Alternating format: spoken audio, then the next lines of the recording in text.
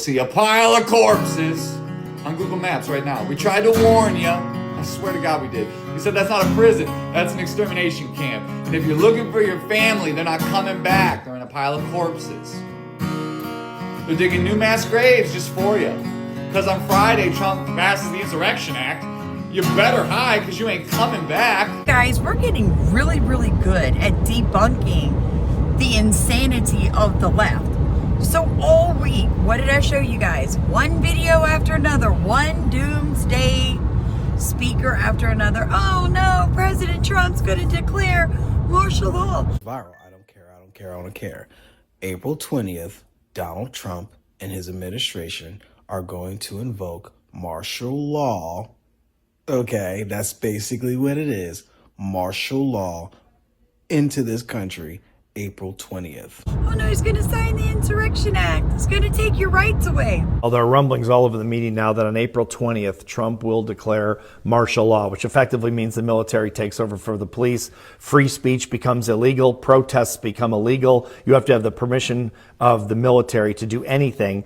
And worse than that, the commander-in-chief, Trump, can do basically anything he wants. Literally. Okay? We may be looking at the end of American democracy, and we have 13 days left. Okay, here's my point. Please prepare your family for the worst. The other rumor is that they're going to seize all the guns. So if you have a gun, you want to keep it, you might want to bury it in your backyard. It's April 20th. Guess what he did not do? He did not sign the Insurrection Act. In fact, looks like that both the DHS as well as the Pentagon decided on their 90-day review, hey, President Trump, we don't think you need the Insurrection Act of 1807. Didn't get signed. To do with it, they're like, we don't need it. They are telling President Trump that he does not need to sign it because crossings at the border have decreased so much in the past 90 days. But you will never hear the left apologize, say that they were propagating fear porn left and right. None of them are going to come back. You know what they'll do? They'll continue to push the narrative. In fact, I found this already.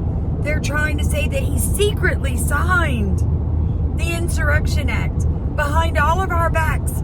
And now we're in more danger than we were before when we thought he was going to do it publicly. They just won't stop. It's insane, folks.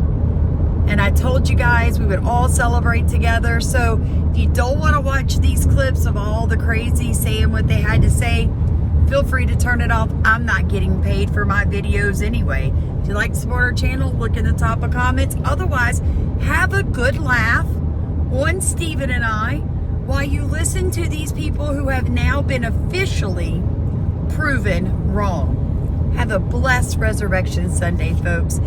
Eventually, this is going to end.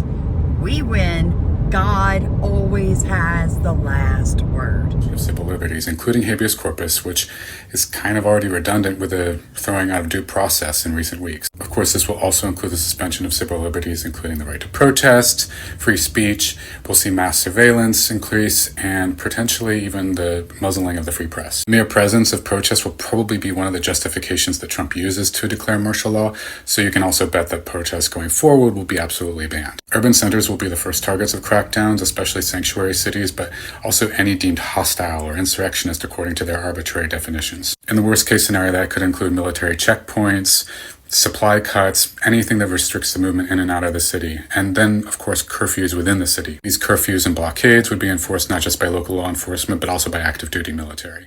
Let me give you a warning that should terrify anyone who's paying attention.